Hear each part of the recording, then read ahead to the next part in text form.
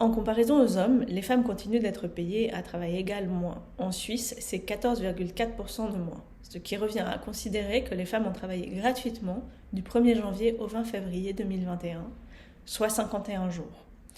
En France, c'est depuis le 3 novembre que les femmes travaillent gratuitement, soit 57 jours. Et on note une régression par rapport aux années précédentes liée au Covid, bien sûr. Je vous invite à lire la très complète newsletter des Glorieuses sur ce sujet. Les femmes gagnent globalement moins que les hommes. Quand elles gagnent plus, cela va impacter leurs relations, affectives notamment, comme le souligne Lucille Quillet, autrice d'un essai « Le prix à payer, ce que le couple hétéro coûte aux femmes ». Elle était l'invitée récemment de l'excellent podcast « Ma juste valeur », dont je mettrai le lien en commentaire. Les femmes gagnent moins pour des raisons systémiques, bien sûr. Historiquement, dans nos sociétés patriarcales, il relève du devoir des hommes de gagner de l'argent pour faire vivre leur famille, ce qui peut être un poids et générer de la souffrance, aussi bien pour les femmes que les hommes, et va avoir un impact dans le couple également.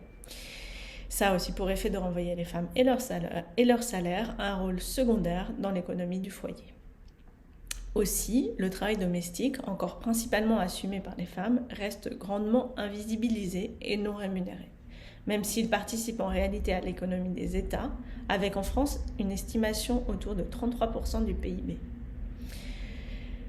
Saviez-vous que le Covid a contribué à accentuer également la précarité des femmes majoritairement ?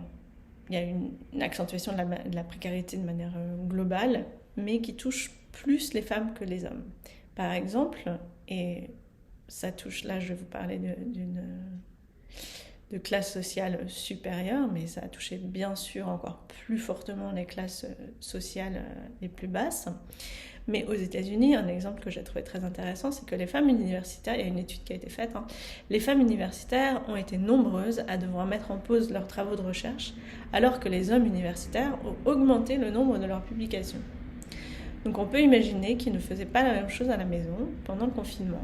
Alors que l'une s'occupait des enfants qui n'avaient plus ni école ni crèche, l'autre trouvait du temps pour rédiger l'article ou le livre auquel il n'avait pas assez de temps à consacrer auparavant. Je ne veux pas dire par là que les hommes ne font rien à la maison, mais il n'empêche que les chiffres sont là.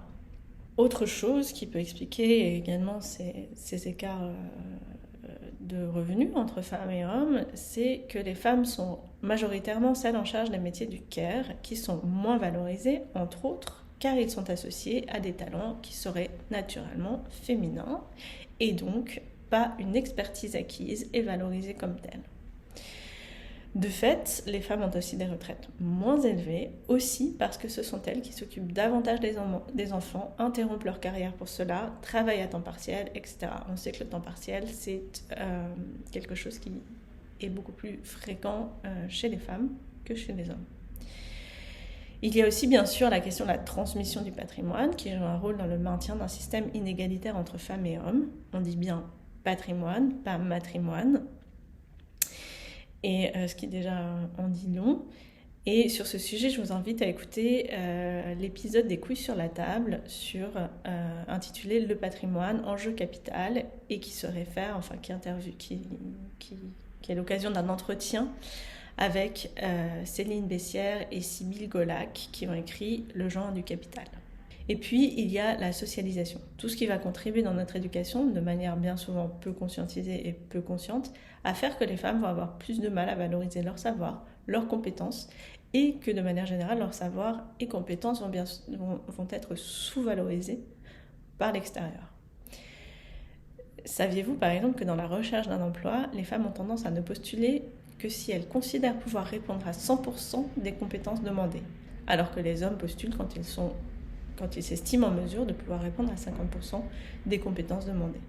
Comment on explique ça ? Je pourrais passer plusieurs heures, je crois, encore à vous parler d'écosystémique et hérité de cette relation bien souvent encore spécifique des femmes à l'argent.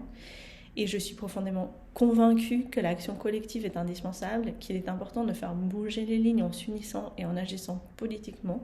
Je salue en passant Pascal qui m'a invitée il y a quelque temps à son podcast Autour de la table rose et avec qui nous avons eu une conversation passionnante sur le sujet de l'argent que je vous invite à écouter si ça vous intéresse. C'est dans l'épisode 2 de l'épisode sur les métiers de nos rêves. Et Pascal a donc été l'une des 246 femmes à participer à la session des femmes en octobre dernier à Berne. Voilà, je trouve très très chouette cette initiative et très importante au niveau économique, politique. Il y a aussi le Festival des Créatives organise aussi un vote des femmes ce mois-ci. Je vous invite à vous renseigner pour célébrer le droit de vote des femmes qui est tout récent à l'échelle de l'histoire de notre société. Donc, je vous invite aussi à écouter les 3 épisodes du podcast de Victoire Toyon sur la grève des femmes, Suisse Repetita, qui parle de la grève des femmes organisée en Suisse à 2 reprises, la première fois en juin 1991 et en juin 2019. En France aussi, voilà quelque chose que j'ai trouvé très intéressant. Le Sénat vient d'entériner une loi visant à plus d'égalité économique et professionnelle et qui prévoit notamment l'obligation pour les banques d'ouvrir un compte en banque pour les femmes pour qu'elles perçoivent leur salaire ou indemnité. Auparavant, ce n'était pas le cas, donc ça pouvait tout à fait être versé sur le salaire de leur conjoint et que finalement, elles n'aient jamais accès à leur argent. Donc... Et d'ailleurs, il n'y a pas si longtemps que ça que les femmes ont le droit d'ouvrir d'elles-mêmes un compte en banque. Voilà, je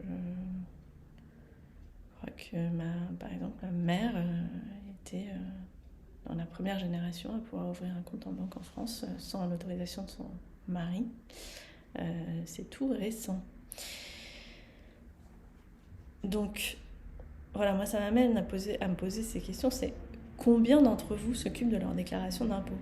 Combien de femmes, moi je connais, qui ne s'occupent pas de ça, c'est leur compagnon, c'est leur mari, elles trouvent ça trop compliqué. Mais du coup, il y a aussi plein de choses qui leur échappent en termes d'autonomie.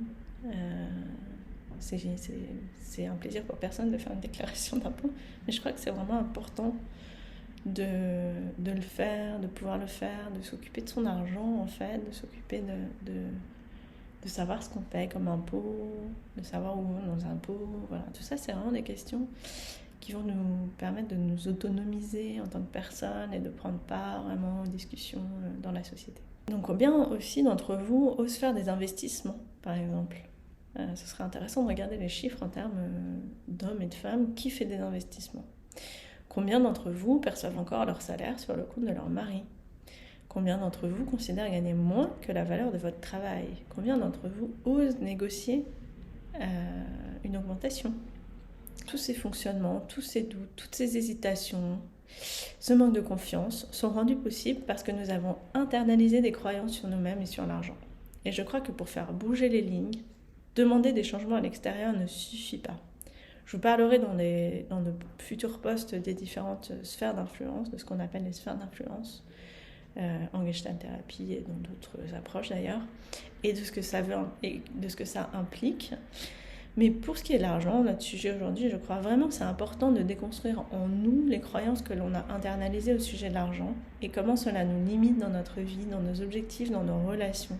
Quel impact ça a, comment cela contribue très efficacement aussi à maintenir les inégalités au sein de la société.